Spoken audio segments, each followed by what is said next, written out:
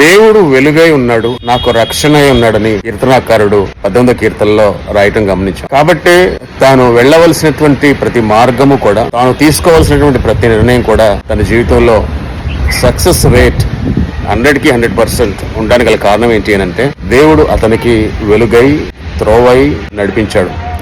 Friends, మన జీవితంలో దేవుని వాక్యము మనకు వెలుగుగా, మనం నడవలసినటువంటి మార్గము మనల్ని నడిపిస్తుంది. కాబట్టి దేవుని వాక్యానికి మన జీవితంలో పెద్దపీట వేయాలని, ఆ వాక్యమే వెలుగు కనుక మన త్రోవను సరళము చేసి మనం వెళ్ళవలసిన మార్గము, అలాగే మనం తీసుకోవాల్సినటువంటి నిర్ణయాలను కూడా దేవుని వాక్యము వెలుగై మనకి త్రోవ చూపుతుంది. అంతేకాదు కీర్తనాకారుడు ఆయన నాకు రక్షణ అయి ఉన్నాడు అంటే, ఆపదల నుండి, అపాయాల నుండి, శత్రు తంత్రముల నుండి దేవుని వాక్యము రక్షణగా మనల్ని కాపాడుతుందనట. ఇట్టి కృప మనందరం పొందుకోవాలని ప్రభు మనల్ని ప్రేరేపిస్తున్నారు. ఆయన వెలుగు, ఆయన రక్షణ మనకు దొరుకునుగాక. Praise Jesus.